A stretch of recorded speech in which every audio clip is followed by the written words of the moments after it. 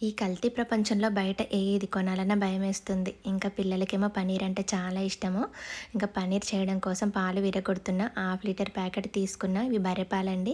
దాంట్లో ఇంకా ఒక నిమ్మకాయ మొత్తం పిండుకొని స్టవ్ మీద సిమ్ టు మీడియంలో పెడితే పాలు విరిగిపోతాయి. స్పూన్‌తో కలిపితేనేమో మనకి విడివిడిగా వస్తుంది. లేకపోతే ముద్దలాగా వస్తుంది. ఇదొక టెక్నిక్ అనమాట. నేను మీషోలో ఇది పన్నీర్ మేకర్ తీసుకున్నానండి. చాలా బావుంది. దీనికోసమే వీడియో చేస్తున్నా. నేను యూజ్ చేశాక మీకు చూపిస్తున్నాను. ఆల్రెడీ ఒకసారి యూజ్ చేశాను. ఇది హోల్స్ లాగా వచ్చింది. కింద ఒక ప్లేట్ వచ్చింది. పైన మనం వాటర్ అంతా పోవడానికి ప్రెస్ చేయడానికి అలా క్యాప్ ఇచ్చారు. ఇంకా పాలు మొత్తం విరిగిపోయాయి. నేను పన్నీర్ రైస్ కోసం అని చెప్పి పన్నీర్ చేస్తున్నా. ముద్దలు కాకుండా ఉండడానికి కలిపాను మధ్య మధ్యలో. ఇంకా దీంట్లో వేసి వాటర్ అంతా పోయాక పైన మూత మీద బరువు పెట్టి ఒక హాఫ్ అన్ అవర్ పక్కన పెడితే ఎంత బాగా అయిందో. తర్వాత ఫ్రిడ్జ్‌లో పెట్టాను. నెక్స్ట్ డే మార్నింగ్ పిల్లలకి పన్నీర్ రైస్ చేస్తున్నా. చిన్నదానికైతే పన్నీర్ రైస్ అంటే చాలా ఇష్టం. ఇలా ఇంట్లోనే విరగొట్టి చేస్తా ఎప్పుడు కూడా.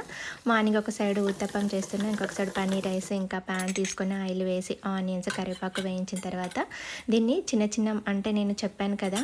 ముద్దలా కాకుండా మధ్య మధ్యలో కలిపాను విడివిడిగా రావడం కోసము. పన్నీర్ రైస్‌ని ఇలా విడివిడిగా చేస్తే మా చిన్నమ్మాయికి చాలా ఇష్టం. అంటే ఎగ్ రైస్ లాగా అనిపిస్తదనమాట. చాలా బావుంటది టేస్ట్. ఆనియన్స్ వేయాక కసూరి మేతి, అల్లం వెల్లుల్లి పేస్ట్, టమాటా, ఉప్పు, కారం, ధనియాల పొడి, కొంచెం గరం మసాలా వేసి అదంతా వేగాక పన్నీర్‌ని వేసి అది కూడా మంచిగా వేగినంక ఆయిల్ కొంచెం పైకొస్తుంటది కదండీ! అప్పుడు రైస్ వేసి కలుపుకోవాలి.